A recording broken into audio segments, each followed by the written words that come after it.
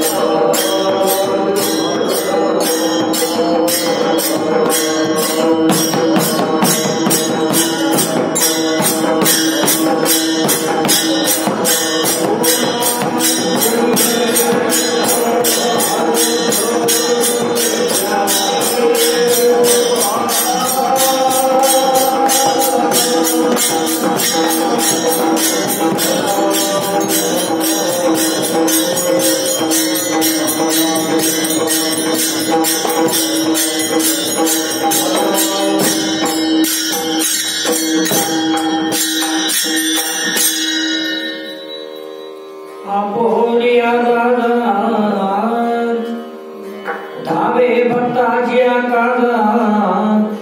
नाम धरिले दीनानाथ सत्य करावयावत घात पात दिवाळी छाया पितंबरे करी नाम धरिले दीनानाथ सत्य करावयावत उभा करकटी तुका म्हणे यादसाठी नाम धरिले दीनानाथ सत्य करावयावत विठ्ठल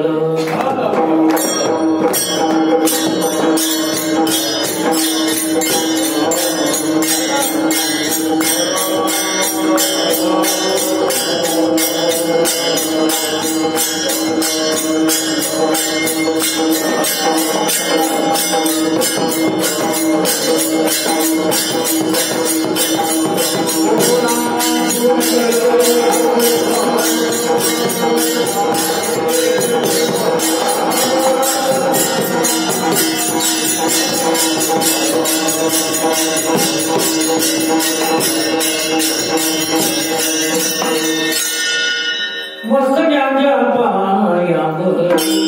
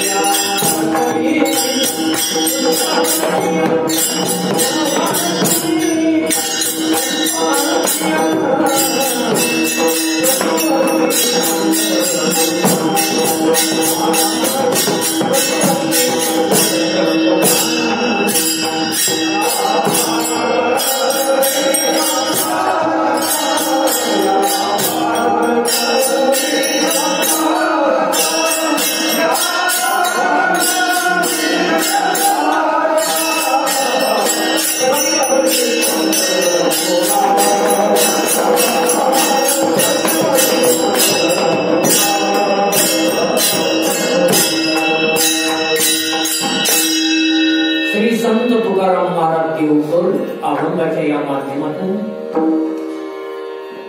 या 4 चरणातून एका शून्य व्यक्तीबरोबर चर्चा करतात। हा अभंग मागणीपर नाही, नामपर नाही, उपदेशपर नाही, स्थितीपर नाही, मार्गदर्शनपर नाही, देव भक्ताचा संवाद नाही, पामर संतांचा संवाद नाही, विषयी आणि संतांचा संवाद नाही, तर तो म्हणजे जिज्ञासू आणि संत तुकाराम महाराज यांचा सुसंवाद आहे। अभंगाचं तात्पर्य कळलं? आज चिंतनासाठी लोक तर अभंग आहे। संत तुकाराम महाराजांकडे कोणीतरी म्हणण्यापेक्षा आपण आता काय ना, 4 वेदाचे रामेश्वर शास्त्री ज्यांनी तुकाराम महाराजांना पुरस्कार दिला, धन्य तो गोवा समर्थ जेणे हा केला पुरुषार्थ. जे तुकाराम महाराज एवढे श्रेष्ठ रामेश्वर शास्त्र परिश्रम नतमस्तक झालेले, ज्यांनी त्यांना मानलं, मग त्या अधिकारी माणसाकडे येणारा पुरुष.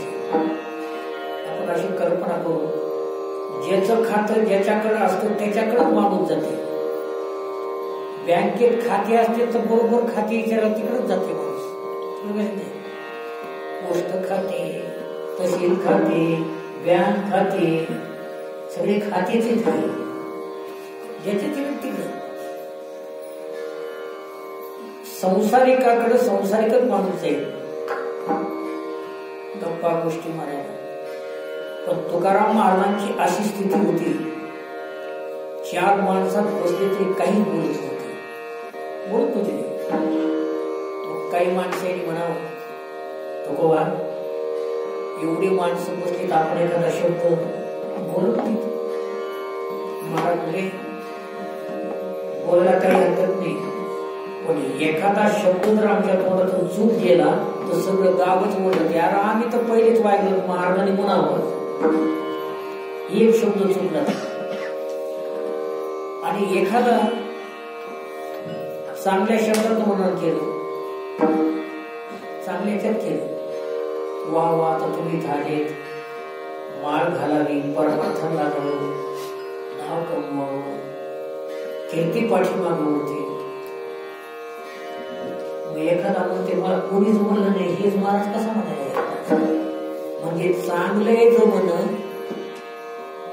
काही बोलले जो, एक शब्द बोलला सगळ्या समाजाची नुकसान होते. एका ठिकाणी आमदार खासदारांची सभा होती, त्या सभेमध्ये एक बोलून गेले, जमलेल्या बंधूंनो, मी तुमचा कृतज्ञ हो. जेव्हा टेबल खुर्च्या जोडलो काही कशामुळे, एकच शब्द चुकला. तसं तुकाराम महाराज म्हणजे बोलत नाही असं नाही, पण त्याच्या वाचून मी दुसरा विषय बोलत. बोलावा विठ्ठल, पाहावा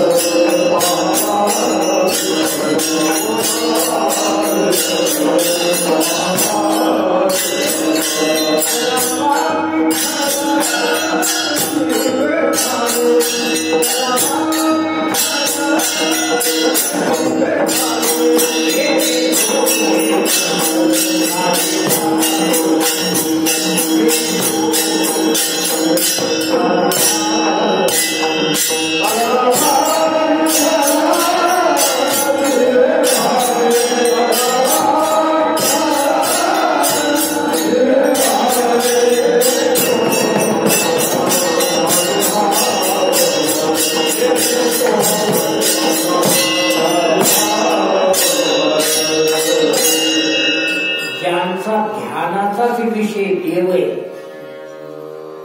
आणि ज्यांचा ध्यानाचाच विषय घर आहे ते कोण चालकऱ्यांनी सांगतो. ज्यांचा ध्यानाचाच विषय देव आहे ते कोण, ज्यांचा ध्यानाचाच विषय घर आहे ते कोण. आणि मला नाही सुधारण, ज्यांचा ध्यानाचाच विषय देव आहे तो जीव नाही. ज्यांच्या ध्यानाचाच विषय घर आहे तो भक्त नाही.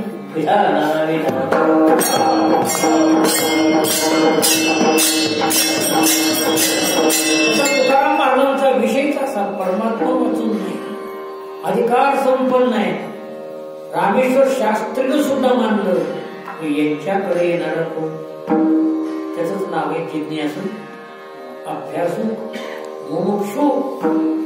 आता इथं जोड असा लावायचा आहे, दोन्ही उत्कृष्ट. संत तुकाराम महाराजही उत्कृष्ट आणि त्यांच्याकडे येणारी व्यक्ती ही सुद्धा उत्कृष्ट. कधी कधी असं असते दोन्ही निष्कृष्ट एका ठिकाणी येते, काही अर्थच नाही.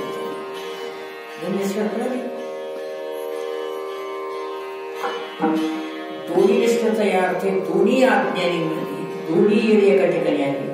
काय बोलतील एकूण एक येडा, तिकून एक येडा, काय बोलतील काहीच सांगता येईल. निष्फळ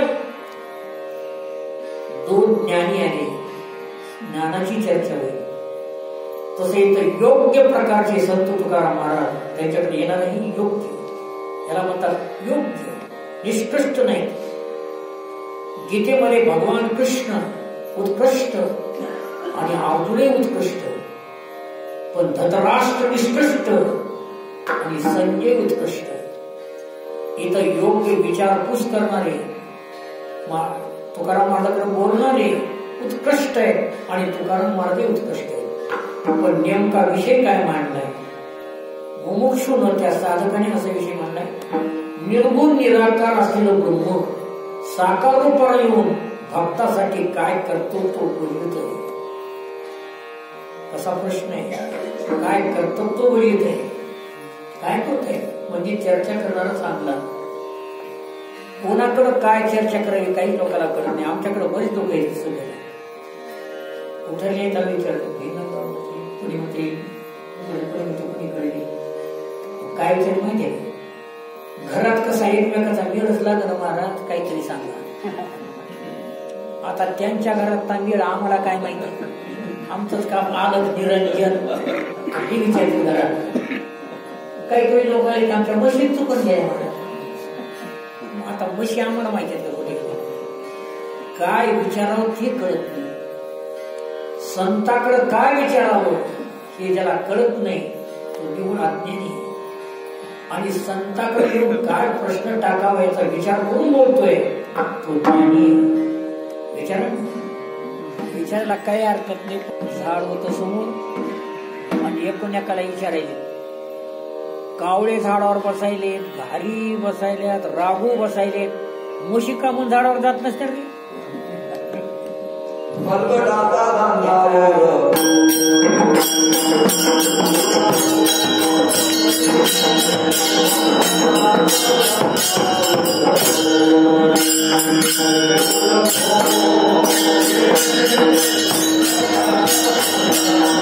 अनर्थक विचार विचारू नये म्हणून उत्कृष्ट असं विचारणारा योग्य, उत्कृष्ट सांगणारे योग्य. थोडासा विरोध करतो. गोष्ट सांगणाराही योग्य आणि पुढे झोपी जाणाराही तुम्ही होत नाही.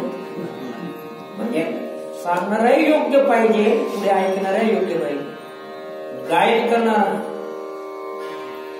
प्रभुवारी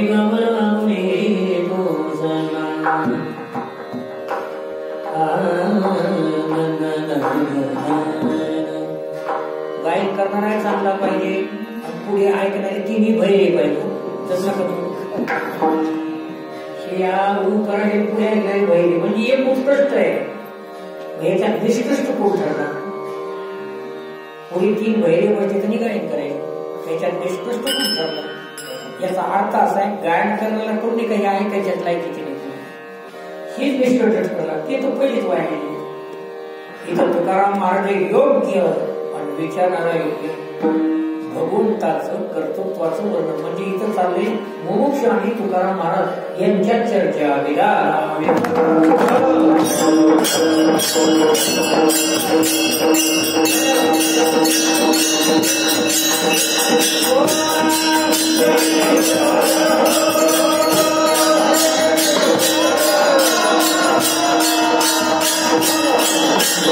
या अभंगाच्या माध्यमातून तुकाराम महाराजांनी ग्रंथातून अभ्यास केलेला. एका ग्रंथातला दृष्टांत मांडला. महाराजांनी अभ्यास केला होता का नव्हता याचा पुरावा देतो. एवढी जे अभंग आहेत याच्यावर PhD लोक काढायचे. ज्याचा भंगच होत नाही ते अभंग असे तुकाराम महाराज असलेले एका वाचता येत होत. त्यांचे प्रमाणे पाहिले पुराणे धातुडली दर्शने अभ्यास केलाय. तेच असं म्हणतात पावणी ग्रंथ करावे कीर्तन. तेच असं म्हणतात, तुका म्हणे तुझं वर्णिती पुराणे होय नारायणे दया सिंधू, म्हणजे अभ्यास केलेला आहे. आणि आता कोणाला पाहायचं असेल तर नाशिकला बाबासाहेब इमानदार नावाचे ब्राह्मण यांच्या घरी तुकोबाच्या सह्या आहेत. त्याच्या ती 400 वर्षापूर्वीची कथा आहे. म्हणजे लिहिता येत होतो, वाचता येत होतो, अभ्यास होता, सगळ्या पुराणाचा अभ्यास होता. मग विचारांना सांगतात, विचारांना हुशार आहे, पुढे ऐकतोय, श्रवण करतोय आणि महाराज कर्तव्य सांगतात.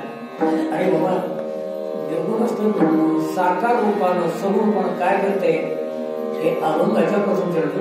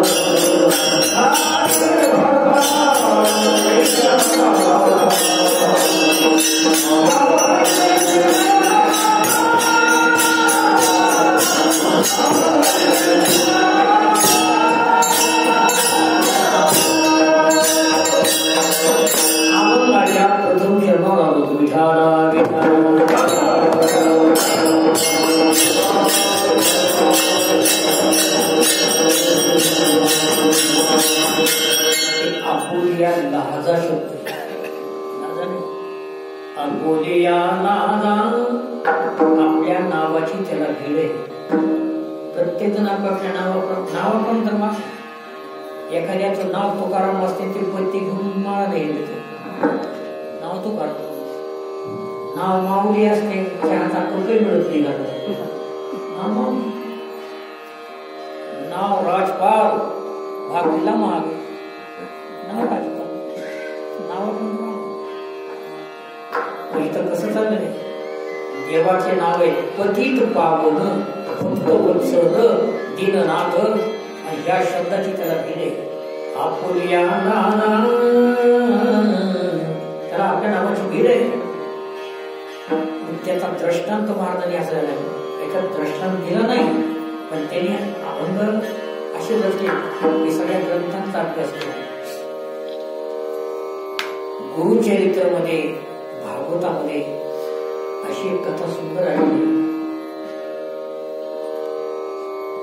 सप्त्यामध्ये तुमच्या एकादशी आरती का नाही आणखी नक्की कुठे येत नाही तिथं आरती बरं चांगलं. अंबरीश राजा एकादशीचं व्रत करणार होता. रात्रभर जागर करावं, भजन करावं आणि पहाटे सूर्योदयाला द्वादशी सोडावं असा त्यांचा नियम होता. पण अकस्मात उजेडता दुर्वास ऋषी इथं आले आणि या अंबरीश राजाने अशी प्रार्थना केली म्हणजे या लोक स्नान शिवमुनी जे गेले ना दिवस स्नान आले तिथे उशीर लागले. बसले संध्याकाळी ओम बहुपणादो ओम स्वापणादो ओम महापणादो ओम गिनपणादो ओम तपपणादो ओम सत्यंत क्रिस्तुर्णं भरो देव श्रीमेन भजन मंत्र तंत्र बसले. यायला उशीर झाला. अंबरीश राजाला असा धाक पडला आजपर्यंत व्रताचा भंग झाला नाही. मी आमंत्रण ऋषीला गेले आधी जेवता येत नाही व्रत भंग झाल्याशिवाय नाही. याने काय केलं फक्त तीर्थ घेतलं. दुर्वास ऋषी आल्याबरोबर चेहऱ्याकडे पाहतात म्हणले हे अंबरीश राजा मला आमंत्रण देऊन माझ्या आधी तीर्थ घेतलं, अवमान केलास 10 जन्म दुःख भोगवलं असं पाणी टाकणार. इतक्यात भगवान विष्णू प्रकट झाले. राजा अमरीश, माझ्या भक्ताला मी 10 जन्म येणार नाही, मी स्वतः सहन करेन. आणि म्हणून अमरीशासाठी 10 जन्म सुशिले भगवंताच आवडते. याला म्हणतात आपल्या नावासाठी काय झालं, आपुलिया दादा धावे भक्ताची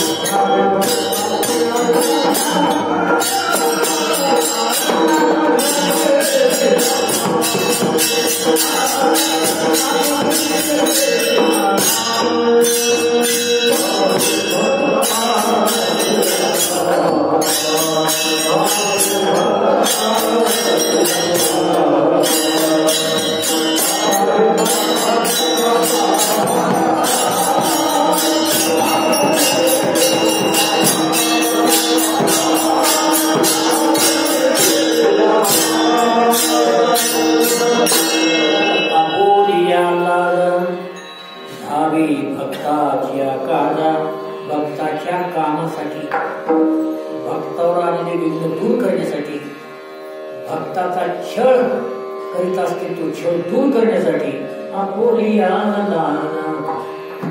धावी भक्ताची आगाना, आपोलिया स्वतः कष्ट सहन करते, आपले सुख त्याशी द्यावे, दुःख आपण